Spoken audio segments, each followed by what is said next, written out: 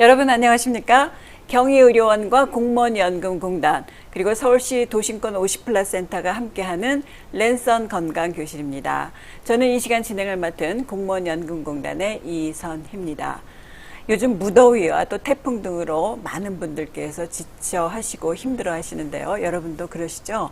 그래서 오늘은 저희들이 이 중장년 여러분들의 건강을 책임지는 그런 시간을 마련했습니다. 오늘 말씀해 주실 교수님 모셨습니다. 경희대학교 한방병원 간장조혈내과의 김영철 교수님 모셨습니다. 교수님 안녕하십니까? 네, 안녕하세요. 네, 저희 또 시청자 여러분께 한 말씀 해주시죠. 네, 안녕하십니까. 경희대학교 한방병원 간장조혈내과의 김영철입니다.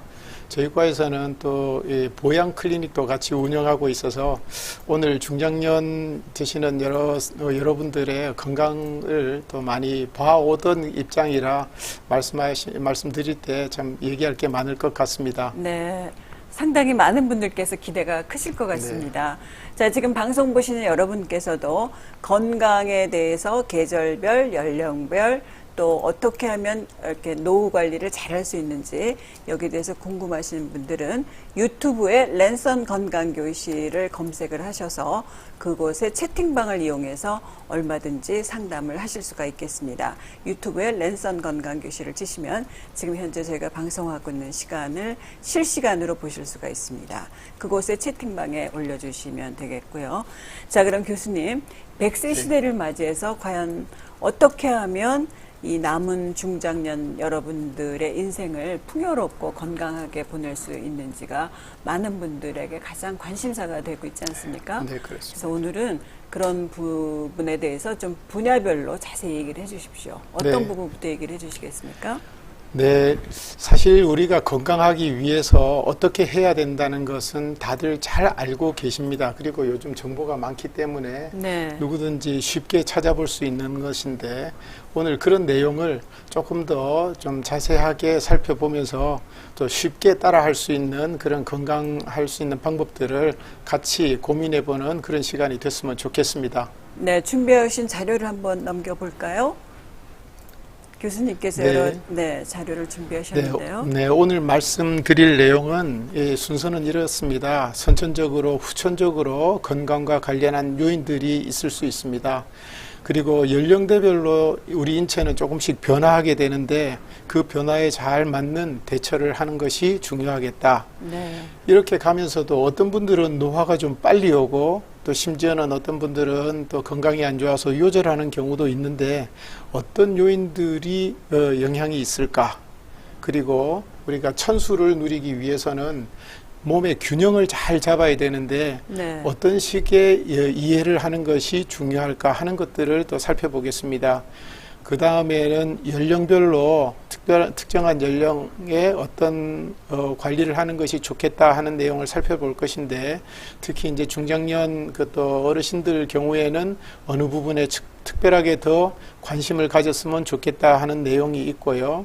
그 다음에 계절별로도 어떤 계절에는 어떤 기능이 조금 더 관심을 가져주는 것이 좋다 하는 그런 내용을 말씀드리겠습니다. 네. 그리고 보양, 섭생 이런 것을 우리가 막상 적용을 할 때 어떤 측면에서 어떤 점들을 좀 유의해서 우리가 관심을 갖고 봐야 될지를 살펴보겠고요. 마지막으로는 이제 자꾸 노화되고 퇴화되고 하면서 기능이 떨어지는 우리 인체에 네. 최소한으로도 요 정도는 해주면은 건강을 유지하는데 도움이 되겠다 하는 간단한 섭생법들을 좀 소개해 드리려고 생각하고 있습니다. 네. 오늘 교수님 말씀을 듣다 보면 많은 분들께서 평상시에 놓친 그런 부분이 분명히 있으리라 생각을 들고요. 강의를 들으시면 아주 건강하게 보내실 수 있으리라 생각을 합니다. 그런데 교수님 먼저 지금 질문이 하나 먼저 들어왔습니다. 김 선생이라시는 분께서 보약은 봄, 가을에 먹으면 좋다던데 여름엔 안 먹는 게 나을까요? 라고 하셨습니다. 네, 이것은 오늘 우리 주제를 미리 네. 잘 아시고 네. 거기에 맞는 이런 질문을 해주신 것 같습니다. 네네. 나중에 보면은 계절별로 섭생하는 방법이라든지 그 어떻게 하면 좋을지 거기에 대해서도 제가 간단하게 또 말씀을 드릴 텐데 네. 아마 저 질문 내용이 거기에도 포함이 될 것 같습니다. 네. 조금만 그 강의를 좀 들어보시고 또 네. 그때 설명을 조금 더 제가 첨부해서 하도록 하겠습니다. 네, 그러면 김 선생이라는 이름을 쓰시는 분께서는 조금 더 강의를 들어보시길 바라겠습니다. 네. 상당히 궁금한데요, 답이. 네. 자, 그러면 교수님, 그 전 세계를 통틀어서 가장 오래 산 사람은 수명이 몇 살까지 살았습니까? 네, 여기 보시면은 이제 기네스북의 최장수 기록을 찾아보면은 네.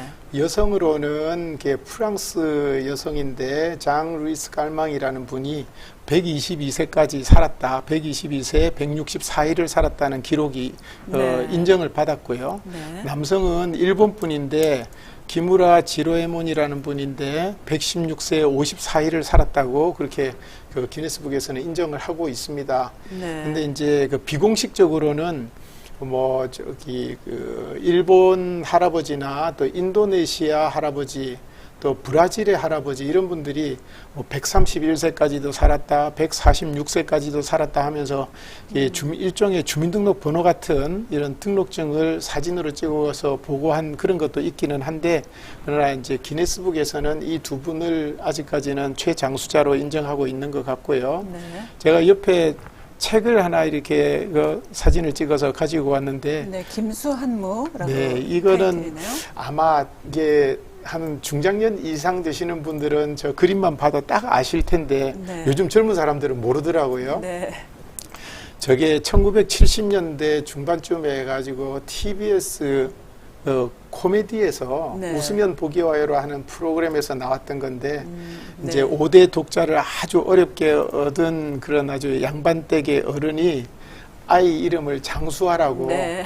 냉각 장수할 수 있는 그런 동물들 뭐 이런 것들을 전부 다 붙여서 이렇게 이름을 붙였는데 그걸 점쟁이한테 가서 용한 점쟁이한테 가서 받아왔는데 네. 이 점쟁이가 이름을 한 글자라도 빼먹으면은 아이가 빨리 죽을 수 있다. 네. 그래서 꼭 다 부르라고 했었던 건데 그런데 저걸 이제 우물에 빠져가지고 아이가 네. 그 아이 이름을 부르는데 너무 길어서 원래는 빠져 죽어서 아이를 오히려 잃었다. 그런데 네.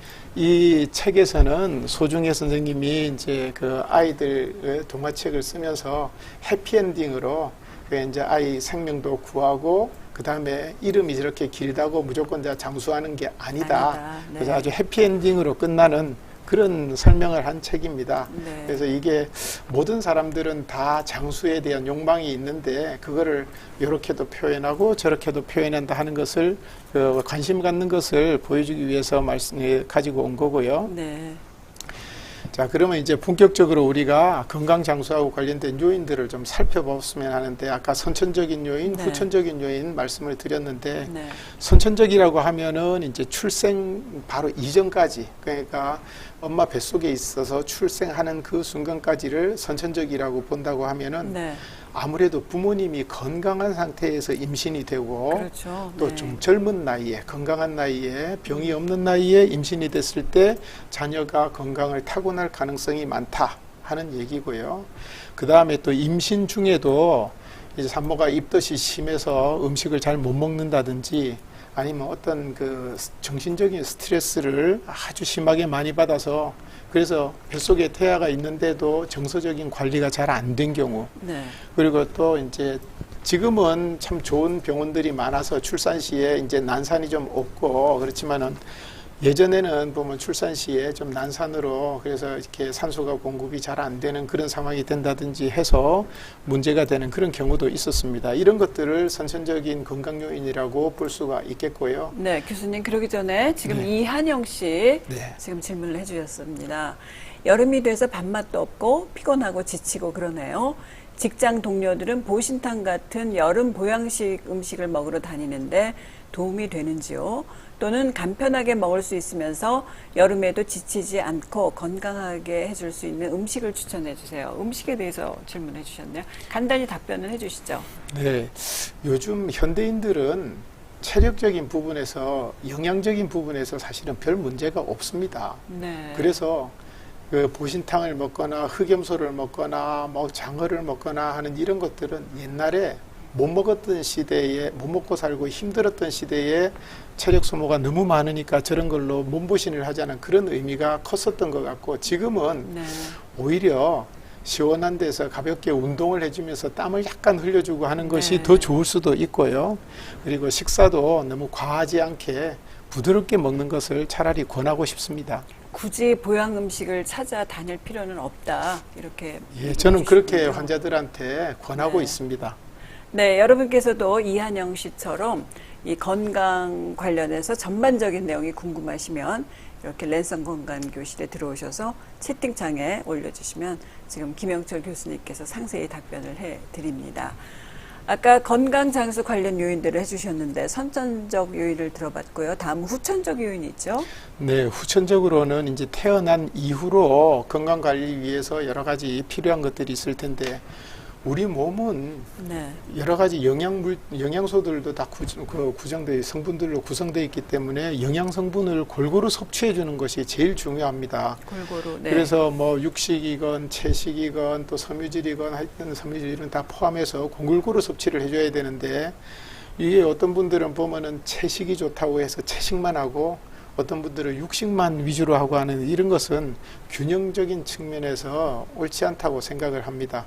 그리고 정신건강 관리도 중요한데 과도한 스트레스 네. 이런 것들은 긴장을 초래하게 되고 또 긴장하게 되면은 전반적인 혈액순환도 잘 안 되고 그래서 질병에 노출되기가 쉽게 됩니다. 그리고 장부 기관 관리라고 하면은 이것은 우리 이제 뭐 술 담배를 많이 한다든지 하면은 간도 나빠지고 폐도 네. 나빠지고 그다음에 또 짜게 먹으면 콩팥도 문제가 생기고 하는 이런 우리 장부 기관들을 어떻게 잘 유지를 할 것인가 하는 그런 부분들 요 부분들도 후천적으로 굉장히 중요한 그런 요인이 될 거라고 생각을 합니다. 네. 그런데 이런 선천적인 요인이나 후천적인 요인을 다 통틀어서 자세히 살펴보자면은 결국은 우리 혈액순환이 얼마나 중요한가 하는 네. 그 얘기로 또 귀결이 될 수가 있는데 그렇군요. 예, 심장에서 피를 잘 돌려줘야 되고 또 혈관이 깨끗하게 잘 유지가 되면서 피가 그 속을 잘 통해야 되고 그 다음에 혈액 상태도 당이 너무 많아서 끈적거리거나 또 콜레스테롤이 너무 많아서 뻑뻑하거나 네. 이러면은 또 말초혈관의 혈액순환이 안 좋을 수 있기 때문에 이런 부분을 관리를 잘 해줘야 된다. 그래서 이제 당뇨병이라든지 고지혈증, 고혈압, 동맥경화 이런 것들을 좀 예방을 해야 되는데 그러면 이런 걸 어떻게 예방할 건가? 네. 음주로 과도한 음주라든지 또 흡연은 아무리 봐도 심장, 폐 어디든지 혈액순환 좋은 게 네. 없는 것 같아요. 운동도 가볍게 적절하게 해주는 것이 필요하고 스트레스도 잘 없을 수는 없지만은 있을 때 그걸 그때 잘 해소하는 그런 그 훈련을 운동을 좀 해주시면은 좋을 것 같습니다. 그러면 이런 것들을 이렇게 한 방으로는 어떻게 검사를 하나요? 예, 저희가는 이제 뭐 맥을 본다든지 복진을 한다든지 하는 이런 기본적인 인체 오감을 통해서 확인을 하는 것도 있고, 그다음에 최근에는 맥전도 검사라든지 양도락 검사라든지 수양면 경락 검사라든지 이런 한방적인 검사 장비들을 사용하기도 하고, 그리고 또 일반 혈액 검사라든지 영상 촬영 이런 장비들에 의한 그런 결과들도 같이 고려를 해서 보는데 다른 것들은 많이 보셨을 테니까 제가 한방에서 많이 하는 것들 중에서 맥전도 검사 그림을 네. 하나 가지고 와봤습니다. 네.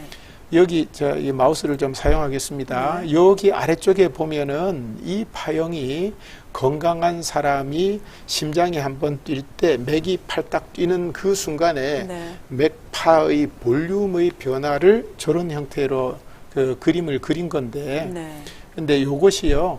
여기 T라고 하는 요 부분, 요 파형은 혈관이 늘어났다 줄어들 때 이게 탄력성이 있으면 이렇게 출렁 하면서 줄어드는데 그 출렁거림이 이런 정도의 위치에서 확인이 됩니다. 네. 그런데 여기 보시면은 13세 남성이라고 가지고 젊은 학생 거를 찍어봤었는데 여기에는 이 T에 해당하는 것이 이 평균선보다 더 위로 올라가 있는 네. 그러니까 혈관이 생고무처럼 아주 아주 탄력성이 탄력이 있다. 탱글탱글하니까 이렇게 네. 많이 움직이는 것을 보여줍니다. 수축력이 좋다는 얘기군요. 네, 그런데 31세 여성을, 이분도 건강한 분인데 보면은 여기 T가 이제 기준선 근처에서 보이면서 이 전체의 패턴은 이 건강한 분의 패턴처럼 이렇게 보입니다. 31세 이분도 나름 건강 관리를 잘 하신 분이라고 보실 수 있고요. 네. 그런데 이제 더 연세가 들어서 53세 남성분이었는데 이분은 보면 여기 T의 위치가 이 기준선에부터 많이 내려와 있습니다. 네, 그러니까 그러네요. 탄력성이 좀 없어서 네. 이제 좀 뻣뻣해져 있다 하는 그런 얘기가 되는 거죠. 그 다음에 여기에 보면은 C1하고 C하고 요 두 개의 꼭지점을 연결하는 선이 각도가 요런 정도로 좀 가파르게 있는데 여기에는 두 개가 보면 이 비스듬하게 누웠습니다. 네. 이런 것이 보면 혈관의 탄력성이나 이런 것이 좀 줄어들어 있으면서 긴장이 좀 되고 있다. 여기에 있는 D파 이것은 이게 올라갈수록 말초 혈관 쪽에 혈액순환이 좀 줄어들 때 네. 이게 올라갑니다.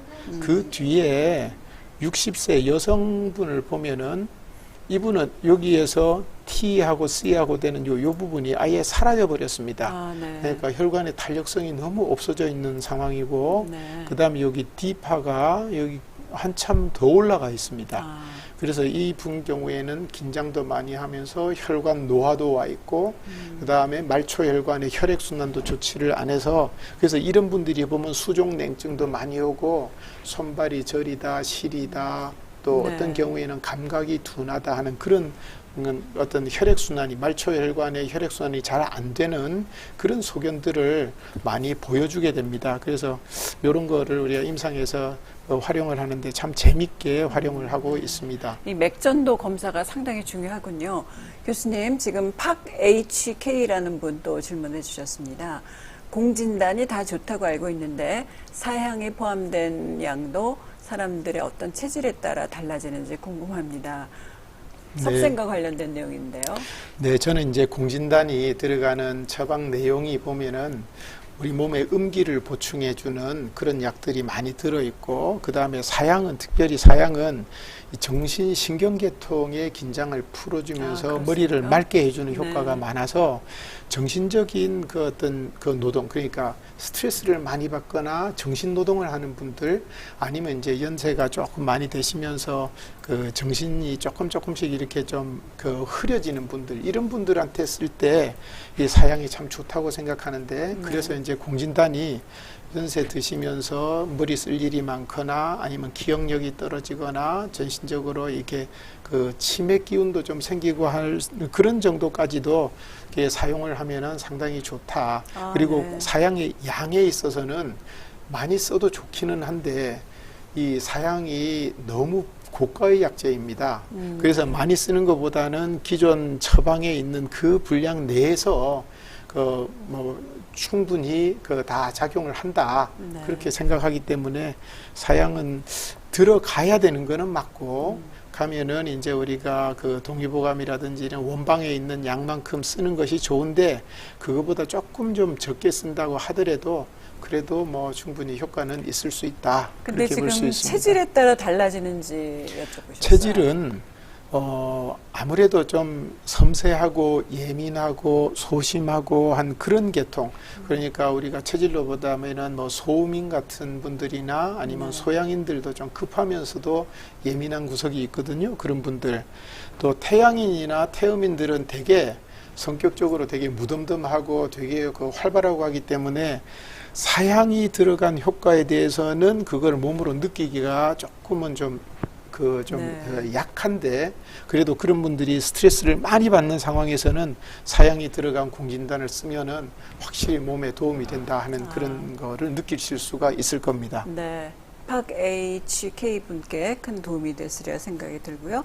교수님 말씀 계속해 주시면 이제 연령대별 인체 변화가 상당히 궁금한데요. 예, 우리가 지금 중장년에 대한 부분을 보고는 있지만은 그래도 어린아이 때부터 어떤 상황들이 되는지 인체의 전반적인 흐름을 한번 보자면은요. 소아기 때는 아무래도 이제 부모의 선천적인 그런 기운이 중요합니다. 네. 건강한 부모님한테 태어난 아이들이 건강한데 그 선천적인 원기가 중요하고 이때는 급격한 성장이 이루어지는 시기이기 때문에 뭐 영양 상태라든지 이런 것도 잘 공급이 돼야 되겠지요. 네. 그런데 이때는 이제 음양의 기운으로 한이야기에서 얘기하는 음양의 기운으로 보자면은 양기는 많고 음기는 좀 부족하다. 네. 이 얘기는 우리가 쉽게 형상으로 보면 아이들은 조그만 아이들은 걸어가거나 천천히 가는 것 없이 통통통통 튀어갑니다. 항상 뛰잖아요. 또. 양적인 네. 에너지가 많은 거거든요. 네. 그렇지만 음기는 많이 부족하기 때문에 간혹 자다 보면 아이들이 밤에 땀을 많이 흘린다든지 도안을 흘린다든지 그다음에 전반적으로 체력 저하가 급격하게 빨리 온다든지 하는 그런 상황이 생기기가 쉽습니다. 그리고 이제 청소년기에는 이제 인체의 성숙이 왕성해지고 생리적으로 활발하는데 이때도 저기 그 소화기에 부족했던 음기를 계속 쌓아가는 그런 시기가 되는데 그러다 보니까 이제 어린아이 때 이런 때는 남녀 성별 차이에 있어서 2차 성징이 안 나타나는 시기. 그러니까 네. 그때는 음기를 계속 쌓는 시기죠. 그런데 이제 음기가 어느 정도 쌓여 있어서 괜찮다 하는 순간에 2차 성징이 나타나서 여자아이들은 이제 생리도 시작하게 되고 네. 남자아이들은 코 밑에 수염도 거뭇거뭇하게 네. 나타나게 되고 하는 그런 상황이 되는데 그때가 비로소 음기가 어느 정도 차 있는 시기다. 그래서 이 네. 음기는 자꾸 더 쌓는 게 좋기는 합니다. 청년기가 되면은 저때는 이제 성숙이 완성이 되고 인체 능력도 아주 장대해져서 네. 저때는 뭐 웬만해도 아프지도 않고 어디 불편한 것도 잘 못 느끼는 시기가 됩니다. 음양 기운이 충분하기 때문에. 네. 근데 장년기가 되면은 이제 40대 뭐 이렇게 좀 중반 넘어가게 되면은 이제 기운이 서서히 빠지니까 이제 뭐 음기를 소모하는 사람들은 음기를 너무 많이 소모하고 양기를 소모하는 사람들이 양기를 많이 소모해서 양기가 소모되면은 막 수족냉증 같은 그런 게 온다든지 네, 네. 음기가 소모가 되면은 뭐 보통 갱년기 한 50 정도 돼가지고 이제 뭐 갱년기가 온다 그러는데 40대 초반 중반에도 미리, 오는 분들이 네. 있고 그래서 음기 양기의 균형이 이제 점점 깨지고 소모되는 시기이기 때문에 그거를 어떻게 잘 부족해지지 않게 관리를 하는 거가 중요한 상황이 되겠고요. 네. 갱년기에는 이제 호르몬 대사가 급격하게 변하고 남성들에 있어서도 이제 경력에 단절이 일어난다든지 뭐 어디 직장에서 퇴사를 그렇죠. 한다든지 네. 하면서 갑자기 정서적인 부분이나 신체적인 부분에 변화가 많아지는 시기가 되는 거고요. 노년기가 되면은 이제 퇴행성 또 만성적인 소모성 질환들 각종 노화 과정이 진행되기 때문에 그래서 요때는 이제 거기에 걸맞는 대처를 해줘야 되겠다. 네. 그런 그 말씀을 드릴 수가 있겠습니다. 네, 교수님 지금 질문도 이제 들어오는데 좀 하실 말씀도 상당히 많기 때문에 조금 속도를 내서 네, 네. 얘기를 들어보도록 하겠습니다. 네. 자, 지금 공진당 얘기는 들어봤고요. 질문 하나는 잠시 후에 받도록 하겠고 이제 가장 중요한 노화 네. 그리고 또 여기에 요절까지 지금 포함을 하셨는데 한번 설명을 해주실까요? 이 앞 슬라이드에서 설명한 것이 여기에 거의 다 또 포함된다고 볼 수 있는데 네. 노화가 되면은 뭐 얼굴이 거칠어진다든지 탈모도 나타나고 또 눈이나 귀나 뭐 냄새도 둔해지고 네. 혀도 이렇게 미각도 둔해지고 모든 게 건망증 다 나타나고 다 어눌해지죠. 떨어지지요. 네. 그런데 이 원인이 보면은 선천적으로 부족한 사람들에서 좀 더 빨리 나타나는 경향이 있고요. 네. 그다음에 후천적으로 음식이라든지 활동이나 스트레스나 이런 데서 너무 과도하게 쓰면서 노화가 빨리 촉진이 되는 경우도 있습니다. 네. 그 이제 요절한다는 거는 이것을 너무 심하게 해서 뭐 체력적인 소모가 너무 심해져 가지고 빨리 망가지거나 또 위기라고 하면 음식 섭취 이런 것들이 너무 안 되는 거, 네. 또 정신적으로 스트레스가 과도해서 뭐 정신과 치료를 받아야 되는 그런 상황이 된다든지 하는 이런 상황에서 보면은 그 이런 것들이 요절로 이어지는 수도 있겠다. 네. 그렇게 생각할 수가 있습니다. 네. 지금 또 질문 하나 받아보겠습니다. 어머니가 고지혈증 약과 또 갑상선 저하증 약을 복용하는 경우에 기력이 떨어져서 한약을 복용시켜 드리고 싶다고요. 이럴 때 가능한지, 또 녹용이 평소에 잘 맞아서 경희대 한방병원에 녹용가루를 물에 타서 먹었는데 잠시 녹용가루를 먹지 않고 멈췄다가 재복용한다면 간에 무리가 안 가고 괜찮을까요? 하셨습니다. 네, 고지혈증이나 갑상선 기능 저하증 같은 경우에는 저거는 굉장히 이제 그 상태 자체가 빨리 약으로 조절을 해드리는 것이 더 좋은 상태가 되고요. 네. 이 상황에서 고지혈증 혈액 검사상에서 콜레스테롤 수치 같은 것이 잘 유지가 되고 갑상선 저하증도 약을 쓰면서 기능이 괜찮다고 하면은 그때는 뭐 기력이 부족한 부분에 대한 보약을 쓰는 데는 아무 제약이 없겠습니다. 네. 다 쓰셔도 괜찮고요. 녹용을 쓰는 경우에도 녹용이 간에 부담되는 경우에는 거의 없습니다. 없고 그다음에 녹용을 드시다가 중단을 했다고 하더라도 다시 재복용을 하셔도 간에 무리는 거의 안 간다고 볼 수 있습니다. 걱정 안 하셔도 되겠습니다. 네. 자, 교수님, 그러면 이제는 드디어 건강한 삶을 위해서 어떻게 해야 될지 가장 중요한 부분인 것 같습니다. 네. 인체가 균형을 잘 맞춰야 된다는 말씀을 앞에서 드렸었는데, 네. 이 출생에서부터 이제 돌아가시는 데까지 우리 몸의 음양 기운이 변하는 거를 그냥 이 다른 모든 영양 상태나 이런 걸 다 포함해서 음양 기운이라고 보겠습니다. 네. 어릴 때에서부터 점점 이제 청소년기를 장년기를 지나서 노년기로 갈수록 이제 균형이 이렇게 균형이 잘 맞으면서 올라갔다 내려가면은 천수를 누릴 수가 있습니다. 네. 그런데 음기가 더 부족하고 양기는 제대로 자라는데 음기가 부족하거나 음기는 제대로 있는데 양기가 부족하다 하면은 중간에 단절이 될 수가 있겠습니다. 네. 그래서 이런 부분들을 잘 관리를 해줘야 되겠는데 보통 우리가 천수를 누린다고 하면은 우리가 뭐 천년만년 살 수 있는 건 아니기 때문에 보통 일반적으로 동물의 천수는 성숙에 걸리는 시간의 5배 정도의 시간이라고 보통은 얘기를 하거든요. 네. 그래서 한 20년에서 25년 정도의 성숙이 되는 인간의 경우에는 100세에서 한 120세 정도가 그 천수라고 생각이 드는 거고 네.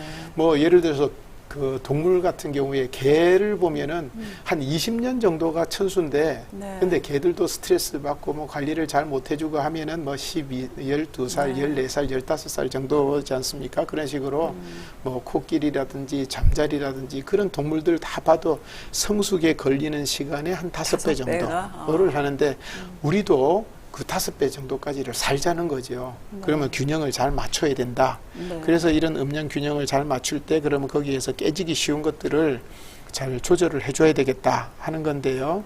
그래서 연령별로 다시 돌아가자 보면은 네. 소화기는 성장 발육이 촉진이 되고 면역력도 증강을 해줘야 되고 음기가 조금 부족하고 양기가 많다고 그랬는데 음기를 보강을 해줘야 되는데 또 특히 소화들은 계절별로도요. 네. 봄에는 신진대사 기능을 잘 봐주는 것이 좋고 여름에는 골격 성장하는 데가 굉장히 중요한 시기입니다. 네. 그리고 가을에는 호흡기 쪽에 문제가 생기기가 쉽고 겨울에는 이 체중이 약한 아이들 살을 좀 찌우고 하는 그런 쪽에 관리를 해주는 것이 좋은데 그래서 뭐 소화기가 약한 아이들, 호흡기가 약한 아이들 각각 그 장기의 강약에 따라서 위장을 좋게 해주고 호흡기를 좋게 해주는 이런 약재들을 선택해서 네. 사용해주면 좋고요. 청소년기에는 요즘은 이제 청소년들이 공부한다고 너무 정신적인 스트레스가 많기 때문에 그래서 이제 정신을 맑게 해주고 지구력도 좋게 해주고 그러면서 성장하고 집중력을 좋게 해줘야 된다. 네. 그래서 소화기도 그냥 잘 먹어야 영양 섭취가 잘 돼야 체력이 유지가 되니까 정신 건강도 잘 유지를 해줘서 그 스트레스 너무 받지 않고 공부를 잘 할 수 있도록 그렇게 해주는 것이 좋다 하는 거고요. 청년기, 장년기에 되면은 이때는 몸은 건장해졌는데 일상생활을 하면서 스트레스를 많이 받고 또 신체 활동을 많이 하면서 건강이 많이 상하게 되기 때문에 피로가 왔을 때 그때그때 빨리 회복시켜주는 거. 그리고 또 뭐 특히 이제 정력감퇴 이런 것들도 호소하는 분들이 많은데 이런 부분에 있어서 적당하게 음기나 양기나 보충을 해주는 그런 과정을 가면서 가는 것이 좋고 또 활력이 저하되는 것들을 어떤 식으로든 도움을 줘서 이걸 회복하도록 하는 것이 좋은데 일단 대표적으로 근골격계족 그 활동을 너무 많이 해서 필요한 경우에는 우리가 잘 알고 있는 쌍화탕 계통도 굉장히 좋고요. 네. 그다음에 스트레스를 많이 받아가지고 정신적인 피로가 많은 분들은 귀비탕 같은 것도 아주 좋다 그렇게 보고 있고요. 아까 그 질문을 주셨던 것처럼 공진단 같은 것도 네. 이게 조금 고가여서 그런데 이게 뭐 이렇게 정신적인 스트레스가 많은 분들은 이때 사용해도 괜찮을 것 같습니다. 그리고 이제 갱년기, 청장년기에서 노년기로 가는 중간 단계기는 하지만은 이때 호르몬 대사가 급격하게 변하게 되고 또 인체 구성 성분도 이때 보면 근감소증이라든지 뭐 네. 골다공증이라든지 이런 것들도 이제 변화가 오기 쉬운 그런 상황이기 때문에 이때는 뭐 자율신경을 잘 조절을 해줘서 균형을 맞게 해준다든지 네. 몸 안에 진액을 잘 보충을 해주면서 균형을 잘 맞춰주는 그래서 그때 쓰는 게 정신적으로는 그 신경을 좀 편안하게 해주는 소요산이나 뭐 억간탕, 억간산 뭐 이런 거 또 보허탕, 자음건비탕 이런 것들은 네. 뭐 어지럽고 소화 안 되고 기운 없고 하는데 도움이 되는 그런 약들인데 이런 것들 중에서 잘 선택해서 네. 처방을 하면 좋고요. 그러니까 나이별로 연령별로도 쓰는 약들이 다 다르군요. 그 시기에 가장 좀 취약한 부분을 도와주는 물론 이제 연령이 달라도요. 저런 증상이 특정한 연령대에 나타나면 또 쓸 수도 있습니다. 아, 네. 가령 60대 건장한 어르신이라도 가령 체육활동 등산을 많이 하고 와서 피곤하다 그러면 또 네. 쌍화탕 쓸 수 있는 거고 아, 그렇습니다. 네. 지금 구상현 씨 질문을 주셨는데요. 60대 후반의 남자분이시고 보양에 대해서 좀 궁금하신 모양인데요. 7시간 넘게 자도 몸이 피곤하고 무거워요. 자주 구내염이 생기고 오후에 머리가 지끈거리듯이 아픈데 피곤해서 그런 건지 아니면 어디가 아픈 건지 모르겠다고 하셨습니다. 예, 아마도 이제 건강에 관심이 많은 분이셔서 다 체크하고 계실 텐데요. 이제 60대 후반이 되시면은 아무래도 신경이 좀 예민해지고 네. 잠이 좋지 않은 경우들이 제가 보는 환자분들 중에서는 좀 많으시죠? 많았습니다. 네, 네. 그러다 보니까 잠을 7시간 잔다고 해도 중간에 뭐 화장실에 한두 번 갔다 오고 또 누가 왔다 갔다 하는 소리 다 들리고 하면서 잠을 깊이 못 자면은 네. 그러면 휴식이 제대로 안 되면서 그때 피로가 제대로 잘 안 풀어지는 것 같습니다. 네. 그러다 보니까 아침에 일어나도 머리가 맑지가 않고 띵 하면서 심지어는 좀 어지럽고 또 구내염도 네, 생긴다고 그 하셨어요? 이제 몸의 면역력이라든지 이런 것이 떨어져서 구내염도 잘 생기고 피부에 트러블도 잘 생기고 하는 네. 그런 상황들이 오는 것 같습니다. 그래서 우선 수면을 한번 잘 체크를 해보시고 네. 그 다음에 또 이제 활동하고 휴식하고 균형이 잘 맞는지 그러니까 적절한 운동도 잘 하시면 훨씬 더 좋은데 운동하신다고 막 그 지금 연세에 막 등산을 아주 힘들게 해버린다든지 하면 오히려 더 손해를 볼 수가 있으니까 네. 그 관리를 잘 하시면 좋을 것 같습니다. 네. 그리고 교수님, 이제 연령대별로 가장 중요한 저희들이 관심 있는 노년기에 대해서 네. 좀 자세히 설명해 주시죠. 예, 노년기가 되면은 요즘 뭐 이렇게 65세 이상 돼야 노년이랄까 아니면 70 이상 70으로 네. 봐야 되겠죠. 근데 65세도 요즘은 청년이어서 네. 근데 이제 사실 그 예전의 책에 보면은 50 이상이면 노인이라고 예전엔 옛날 그랬죠. 책에는 네네. 그거 보면은 인체의 기능이 떨어지는 그런 시기를 봤을 때는 사실 조금 더 일찍부터 대비를 할 필요가 있는 겁니다. 네. 그래서 퇴행성 변화는 우리가 느끼기에는 65세, 70세, 75세에 느끼지만 이미 시작은 45세, 50세부터 시작되는 분들도 있거든요. 네. 제가 이게 환자들을 보다 보면은 아무 이상이 없다고 하는데도 이미 보면 퇴행성 관절의 조짐이 보이는 분들, 네. 또 뭐 노화의 어떤 피부 상태나 이런 게 노화가 보이는 분들이 있습니다. 네. 그래서 퇴행성 변화가 나타나는 그냥 근력이 떨어진다든지 시력이나 감각 기능이 좀 저하가 된다든지 기억력이 좀 떨어진다든지 소화 기능이 떨어지는 이런 부분들 또 소변 대변 보는 게 약간 리듬이 좀 깨지는 이런 조짐이 보이면은 그 부분에 대한 부분을 한번 살펴볼 필요가 있겠습니다. 그래서 이런 기능들이 비정상적으로 어느 균형이 잘 안 맞아서 한쪽이 빨리 무너지는 거라면은 그 부분을 어떻게 도와줄 수 있을까? 그리고 또 빨리 무너지지 않도록 어떻게 관리를 잘 해줄까? 네. 하는 부분들을 이제 궁리를 좀 해봐야죠. 그래서 약이 필요하면 약을 또 관리가 필요하면 수면이라든지 네. 음식이라든지 운동이 필요하면은 그 부분을 관리를 해줄 수 있으면 참 좋겠습니다. 그래서 이제 보면은 장부 기능이 그 잘 제대로 유지가 잘 되도록 활성화되도록 해주는 것이 좋겠다. 네. 뇌세포의 기능도 잘 유지해 주는 것이 좋겠다. 그래서 뭐 여러 가지 활동을 하는데 그래도 그것만 가지고 부족을 할 때는 뭐 장부 기능이나 이런 쪽에서 경옥고라든지 십전대보탕이나 우리가 많이 들어본 이런 공진단들 이런 네. 것들을 활용을 해서 노년기에 건강 관리를 해주시면은 또 건강한 생활을 조금 더 오래 유지하실 수 있지 않을까 네. 생각을 합니다. 네, 지금 저희 랜선 건강교실은 경희대 한방병원의 간장조혈내과 김영철 교수님과 함께 중장년 여러분들의 건강관리 비법 또 요령에 대해서 좀 얘기를 나누고 있는데요. 지금 이재원 씨 지금 말씀하신 노년기 많이 잘 드시면 좋겠다라는 그런 섭생과 관련한 질문을 하셨어요. 인삼을 장기 복용하면 혈압이 이상이 된다는데 홍삼을 장기 복용을 하면 혈압에는 지장이 없나요? 인삼하고 홍삼을 좀 구별을 해서 질문하셨네요. 인삼은 이제 이게 우리가 대표적인 그 보양제로 몸을 네. 좀 따뜻하게 해주고 혈액순환을 좋게 해주고 하는 그런 목적으로 많이 쓰는데 저도 인삼을 쓰는 거는 젊은 분보다는 좀 연배가 있으신 분들 중에서 수족냉증이나 몸이 좀 찬 기운이 많고 네. 그다음에 맥박도 좀 천천히 느리면서 서맥 비슷하면서 순환이 좀 잘 안 되는 분들 그런 분들한테 기운을 돕기 위해서 인삼을 쓰고 네. 혈압이 높은 분들이나 몸에 열이 많아서 굳이 양기를 도와줄 필요가 없는 분들한테는 인삼을 잘 쓰지를 않습니다. 네. 홍삼은 인삼에서 그 열기를 조금 좀 줄여주면서 네. 다른 이제 그 따뜻하게 하고 순환하는 기운을 좀 더 좋게 해준다.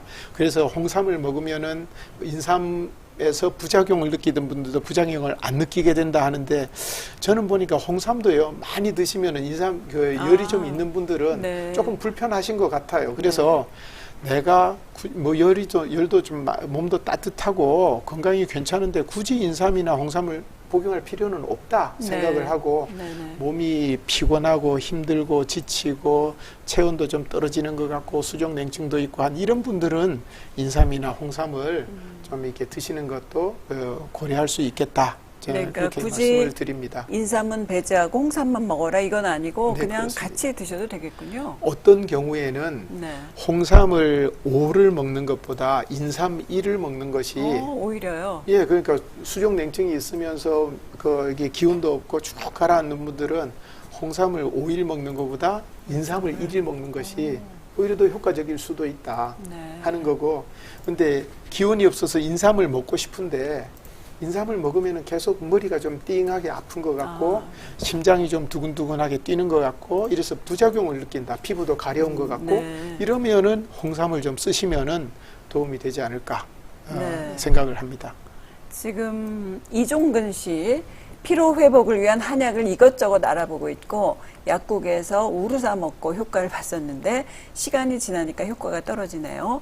경옥고랑 공진당이 피로 회복 하는 약으로 으뜸이라는 얘기를 들었는데 둘 중에 어떤 것이 나을까요? 네. 피로회복에 우루사 드셨다고 하는데 우루사는 아마도 간에서 이담작용을 도와주는 그러면은 소화에 특히 기름진 음식 소화에 도움이 또 많이 되고요. 네. 그다음에 순환이 좀 좋아지는 그런 효과도 기대할 수는 있습니다. 그런데 약국에서 우루사 먹고 효과를 봤는데 이게 한 번 먹는다고 해서 평생 보장되는 거는 아무도 없습니다. 아무 약도 없죠. 아무 약도 네. 없습니다. 네. 그리고 우루사를 먹을 때 효과가 있을 거는 아까 말씀드렸던 것처럼 이담작용이 좀 떨어진 경우에는 우루사를 먹으면은 당연히 효과가 좋지요. 간에 떨어지면 네. 그런데 우루사를 먹어서 이담은 어느 정도 시켜줬어요. 지금 네. 몸에서 이담은 잘 되는 상황입니다. 그런데 다른 쪽에 뭔가가 또 불편했는데 이담은 잘 되고 있는 상황인데 이런 때 또 그 옛날 생각이 나서 우루사를 먹는다? 그러면 이때는 이담작용은 뭐 더 좋아질 필요가 없는 상황이기 때문에 나머지 부분에서 오는 피로감은 아무 상관이 없는 거죠. 네네. 그러니까 회복이 별로 안 될 수 있는 네. 그런 상황이기 때문에 그 부분이 뭔지 다시 확인을 해서 그쪽을 보강하는 것을 써주는 것이 좋을 것 같다. 그런 말씀을 드리고요. 경옥고하고 공진단하고는 두 개가 성격이 약간 다릅니다. 네. 경옥고는 우리 몸에 있는 음기를 보험을 해주는 그런 그 효과가 좀 많아서 네. 그래서 만성 소모성 질환 만성적인 피로 그런 네. 쪽에 그러니까 몸에 진액이 다 빠졌다 하는 그런 느낌이 있을 때 경옥고를 쓸 수가 있고 공진단은 정신적인 스트레스를 같이 겸하면서 오는 네. 피로에 공진단이 좋고요. 네. 근데 이제 경옥고도 참 좋기는 한데 이것도 기운 없을 때도 그러니까 진액이 부족하면서 기운도 같이 부족한데도 쓰고 싶어. 그래서 우리가 이제 인삼 같은 것을 경옥고에다 조금 더 이렇게 가미를 해서 네. 그래서 홍삼 경옥고라든지 이런 식으로 해서 쓰는 경우도 있기는 합니다. 그렇지만 근본적으로 딱 보면은 경옥고는요 몸이 약간 마른 듯하고 진액이 다 빠지고 항상 기운이 처져 있는 그런 분들한테 경옥고가 좀 연배가 좀 되시는 분들 네. 있고 공진단은 이제 신경도 좀 많이 쓰고 정신적으로도 피로하고 하면서 기력이 조금 네. 떨어진다 싶은 분들은 그 공진단을 쓰는 거 괜찮겠습니다. 네. 아주 큰 도움이 되셨으리라 생각을 하고요. 네. 이제 계절별로 그러면 건강 관리를 어떻게 해야 되는지, 특히 지금 같은 여름철이 상당히 건강 관리가 힘든데요. 좀 설명을 해주시죠. 네.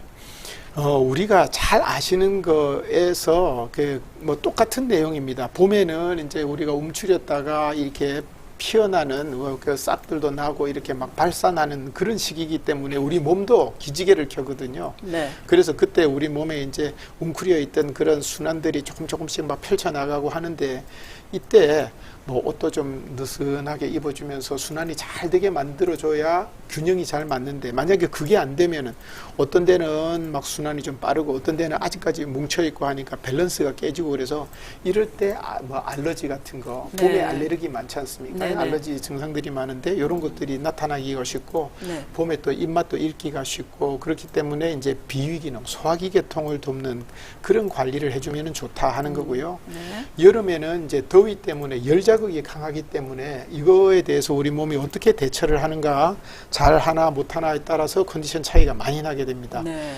그래서 열을 너무 많이 이렇게 쬐게 되면은 가령 이제 그 열을 식히기 위해서 땀이 많이 나는데 네. 땀을 너무 과도하게 흘려서 그 탈진이 되는 그런 경우가 있을 수가 있고 또 어떤 경우에는 열이 났을 때 땀을 좀 흘려서 열을 식혀줘야 되는데 네. 땀이 안 나는 겁니다. 그러니까 열이 안으로 채여가지고 네. 그래가지고 열 때문에 이제 열사병 같은 거 그런 것도 생길 수가 있는 거거든요. 네. 그래서 땀을 너무 많이 흘려서 진액이 부족한 탈진된 경우에는 그 진액을 잘 생겨주는 쪽으로 그리고 땀이 안 나서 이렇게 열이 채이는 경우에는 땀 구멍을 좀 열어주는 그런 쪽에 그 어떤 조치를 취해주는 것이 좋은데 그래서 그 결국은 보면은 심장 순환기 계통 우리 자동차도 네. 여름철에 장거리 운전을 하다 보면은 뜨거워질 때 네. 라디에이터가 그걸 잘 열을 식혀줘야 되는데 네. 그걸 못 해주면 문제가 되는 것처럼 이 순환을 잘 시켜서 우리 몸의 말초 혈관들이 또 어떻게 보면 라디에이터 역할을 하거든요. 네네. 순환을 잘 시켜주는 그런 약재들을 쓰면 좋은데 그때 쓰는 약재들이 뭐 청서익기탕이라든지 생맥단이라든지 천황보심단 같은 이런 약재들을 쓸 수가 있습니다. 네. 가을이 되면은 네. 이제 여름에 확 이렇게 늘어나고 퍼져 있던 상황에서 다시 이제 조금씩 움츠리면서 네네. 결실해지게 되는데 네. 근데 이때 가을 되면 이파리가 떨어지지 않습니까? 낙엽이 네. 지지 않습니까? 그렇죠. 건조해지는 거거든요. 네. 우리 몸도 건조해지기가 네. 쉽습니다.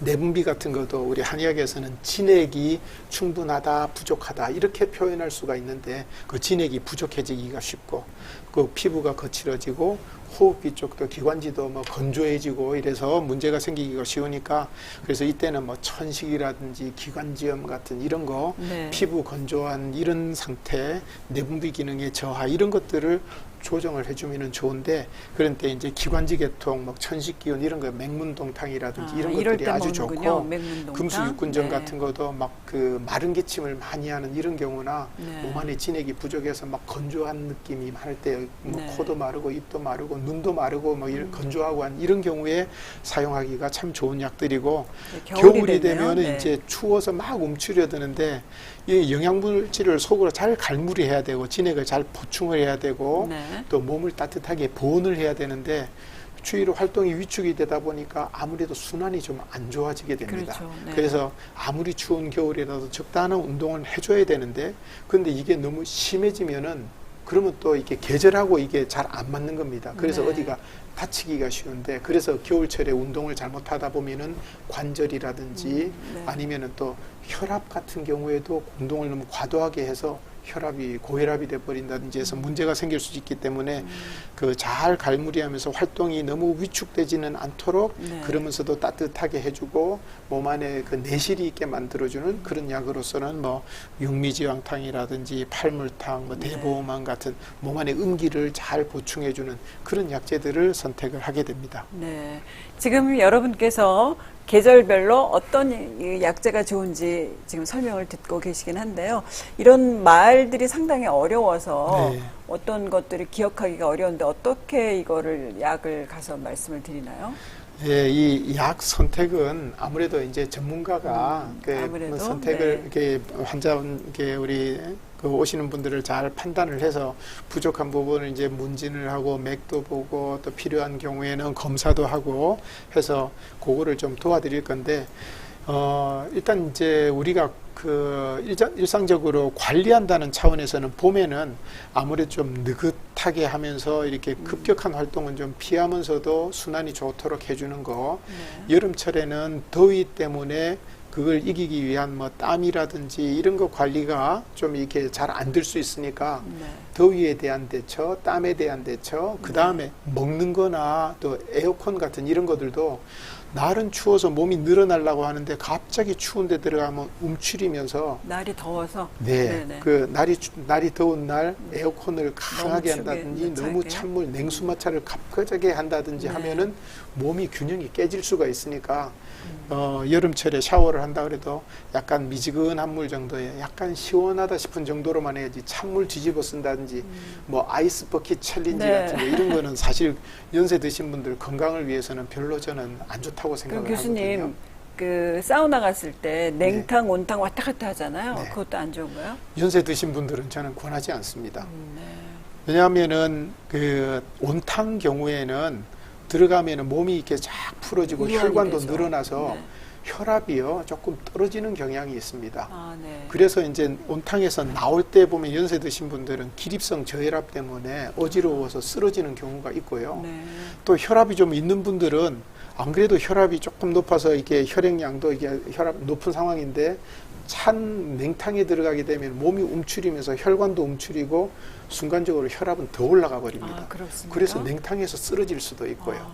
그래서 하더라도 좀 냉탕에 들어가려고 그러면 미리 사전에 운동을 가볍게 밖에서 좀 활동을 하면서 몸을 열이 조금 생긴 상태에서 들어가는 것이 좋고 온탕에 들어갈 때는 온탕에서 나올 때 그때는 천천히 나와서 갑자기 움직이지 않도록 네.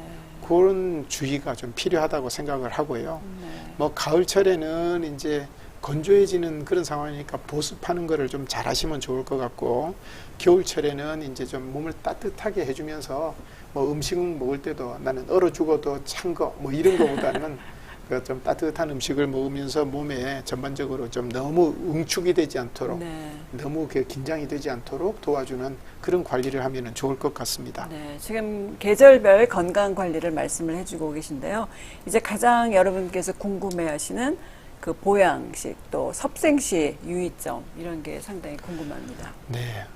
우리가 후천적으로 건강을 유지하기 위해서 우리 몸을 유지하기 위해서는 먹는 걸로 영양분을 섭취하는 거 이거는 두말할 필요가 없이 중요합니다. 그런데 어떤 분들은 보면 채식이 좋다고 채식만 하고 어떤 분들은 육식이 좋다고 육식만 하는데 네.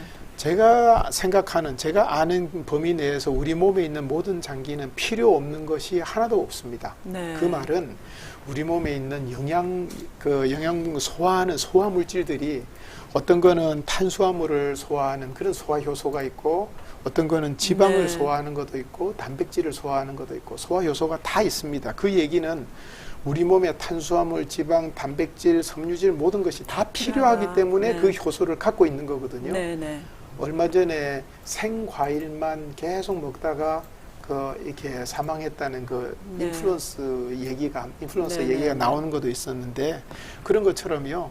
단백질도 섭취를 해야 됩니다. 그 야채도 당연히 먹어야 되고 뭐 이렇게 탄수화물도 당연히 먹어야 되고 그래서 골고루 먹는 것이 중요하다. 그러면서도 적당량을 먹어야 되는데 너무 과식을 하거나 또 너무 소식을 하거나 그래도 안 된다 하는 그런 말씀을 드리고요. 그래서 뭐 음식을 먹든지 아니면 몸보신을 위해서 약을 먹든지 보양식을 먹든지 뭐를 하든지 소화 흡수가 첫 번째 잘 돼야 되는데 네. 먹으면은 설사를 해버리는 그런 환자들은 아무 소용이 없네요. 예, 그 먹는 거 소화 흡수부터 잘 되게 만들어 줘야지요. 그 다음에 선천적인 장부의 강약을 고려해야 된다 하는데 그냥 겉에 틀만 딱 봐도요.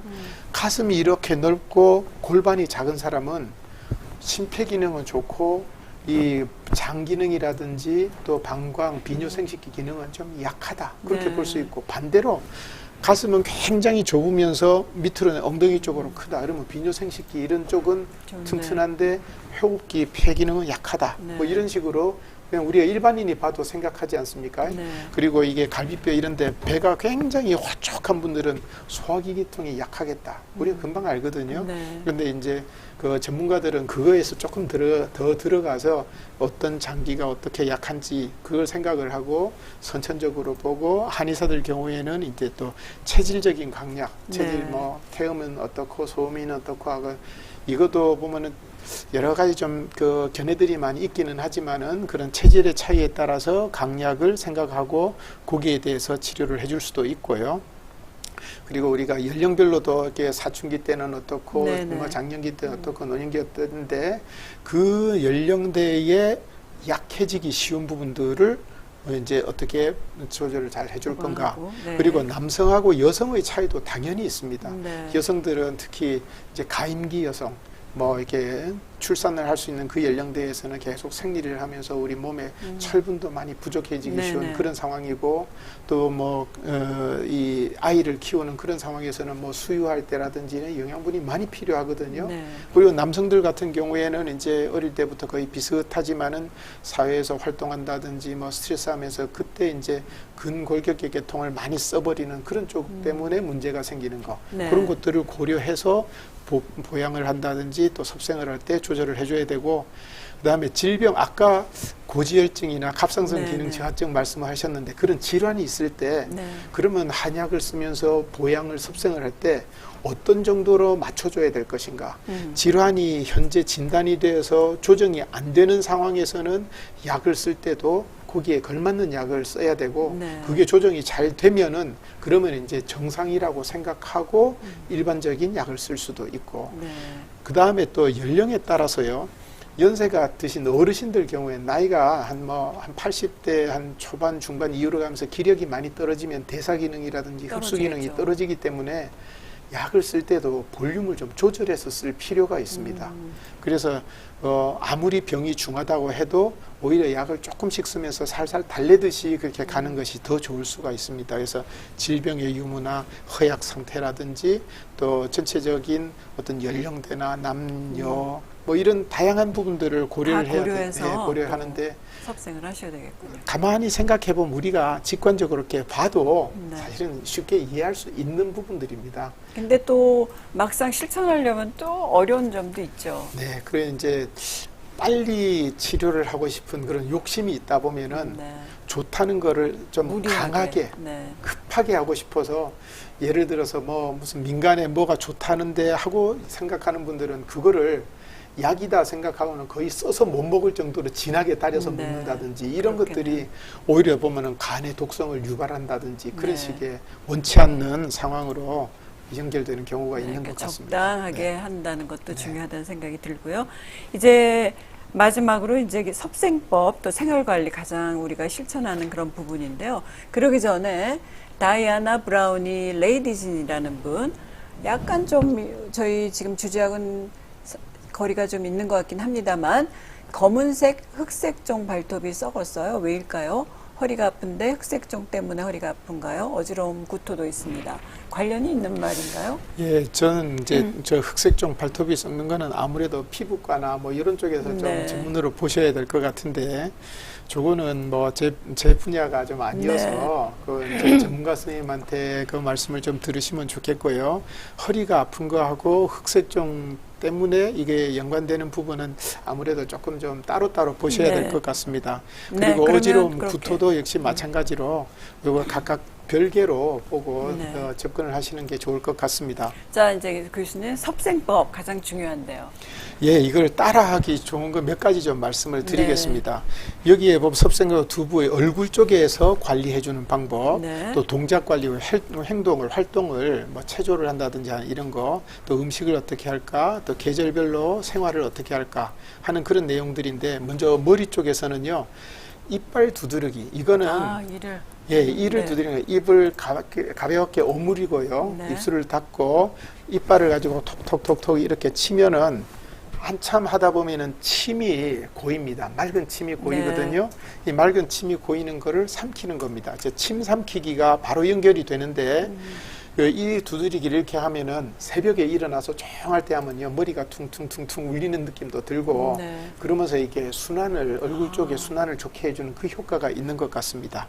그 다음에 침을 삼키는 거는 이게 우리가 말하다 낮에 이렇게 허옇게 막 그 가래 같은 거 섞여 있는 이런 침을 삼키는 말이 아니고 네. 아침에 일어나서 고치 이를 이렇게 딱딱딱딱 두드리다 보면 맑은 침이 고일 때 그걸 옛날 사람들이 그걸 뭐 3번, 5번에 나눠서 이렇게 꿀꺽꿀꺽 삼킨다고 하는데, 특히 연세 드신 어르신들은 연하게 삼키는 동작이 잘 안 될 때 고치를 하고 침이 좀 고였을 때 그걸 조금씩 나눠서 삼키면은 이 삼키는 운동도 되고 좋을 것 같습니다. 그리고 머리 빗질이라고 돼 있는데, 저거는 그냥 빗으로 이렇게 한다는 것보다는 손을요, 손가락을 빗처럼 만들어서 네. 이렇게 두피를 마사지 해주는 그런 기분으로 생각하시면 될 것 같습니다. 그래서 두피 쪽에 영양 공급을 잘 해주면은 모발이 탈락이 된다든지 이런 것도 사실 좀 도움이 되지 않을까 생각이 들고요. 얼굴 마사지는 얼굴을 전체적으로 이렇게 만져주는 거를 말할 수 있는데, 그것 중에서도 조금 더 가자면은 이런데 온폭온폭 패인데 근육들이 좀 있는데 요런 데를 손으로 이렇게 좀 만져주는 겁니다. 만져주면은 특히 이제 긴장 많이 하고 스트레스 많이 받는 분들은요, 광대뼈 아래쪽이라든지 볼 옆이라든지 또 여기 광대뼈 옆 이런 데를 누르면은 많이 아픕니다. 네, 저 아프네요. 예, 그 아픈 거를 이렇게 살살 마사지를 해주면은 네. 그러면 이제 두통도 뭐 얼굴 전체 이런 쪽 순환이 좋아져서 통증이 많이 괜찮아지고 얼굴 피부도 많이 고와지는 걸 볼 수가 있겠고요. 그 다음에 이제 코 이런 것도요, 이 얼굴 마사지에서 조금 더 나가자면 손가락으로 코 옆을 이렇게 비벼줘서 좀 따뜻하게 만들어주거나, 그 다음에 손을 비벼서 따뜻하게 해서 눈을 이렇게 덮어주거나 이런 동작을 하게 되면은, 그러면 이제 그 안구 건조증 있는 분들이라든지 비염이라든지 콧물 재채기 많은 분들 좀 도움이 될 수가 있습니다. 네, 교수님 지금 두부 관리만 해도 남은 시간 다 해도 모자랄 것 같은데요. 네. 네. 좀 가장 중요한 부분이긴 합니다만 좀 간략하게 설명해 그 다음에 주시죠. 이제 그 호흡도 굉장히 중요한데, 네. 단전호흡. 저거는 이제 복식 호흡을 길게 하자는 얘기인데, 우리 폐도 폐포 끝까지 이렇게 공기가 들어갔다 나왔다, 얘네들도 활동을 해야 기능을 오래 유지하고, 우리가 돌아가시는 분들 보면 숨이요, 여기 아래쪽에서 있다가 점점 목에 입 앞에서 여기서 이렇게 호흡을 하다가 숨이 끊어지는 분들 임종 때 많이 보거든요. 그래서 복식 호흡이 굉장히 중요하다 하는 거고요. 동작 관리는 뒤꿈치 들기라고 하는 거는 뒤꿈치를 이렇게 서서 들다 보면은 종아리, 허벅지 이런 데 힘이 들어갑니다. 힘이 들어가면은 그 사이를 지나가는 혈관들을 이렇게 눌러주는 마사지 효과가 있어서 혈액 순환을 아주 좋게 해주고요.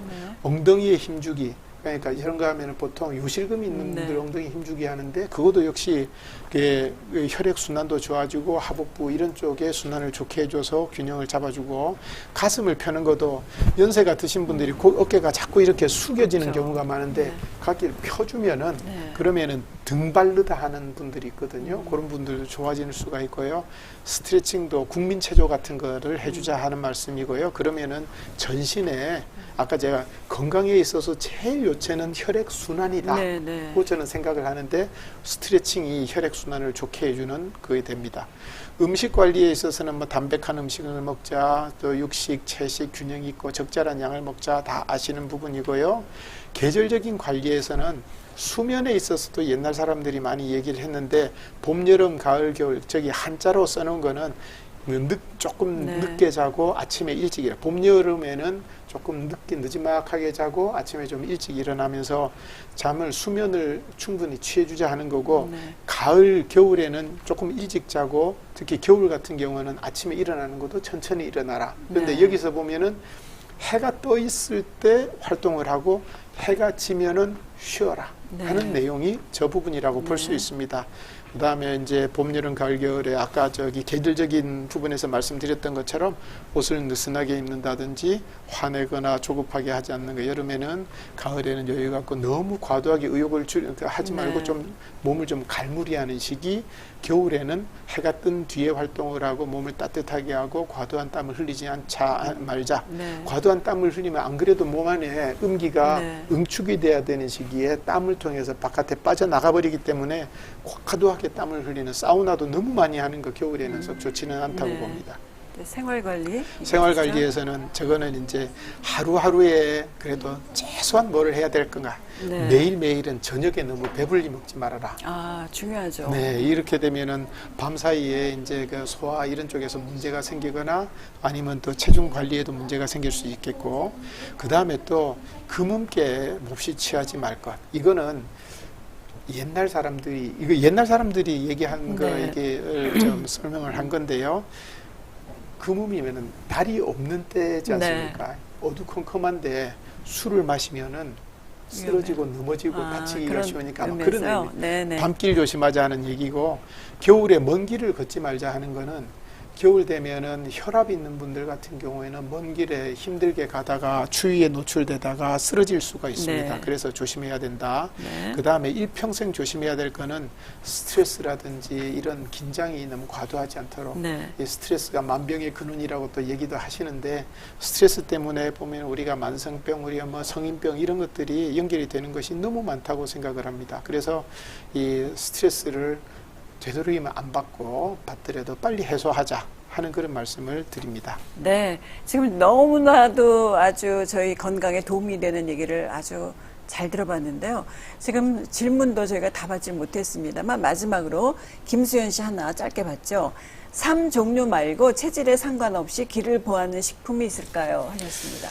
저는요, 가볍게 운동하시라고 말씀을 드리고 싶어요. 네, 기를 보하는. 기를 보하는 게, 기라는 것이 제가 보면은 활력을 좋게 해준다. 심장 박동도 잘 일어나고 맥박이라든지 순환이 좋게 해준다는데, 제가 봤을 때 운동만큼 좋은 게 없고요. 네. 운동하면서도 부족한 경우에는 뭐 인삼이나 황기라든지 뭐 이런 그 약재들을 좀 사용해 볼 수는 있을 것 같습니다. 네, 운동이 최고라는 그 말씀으로 오늘은 강의를 여기서 마치도록 하겠습니다.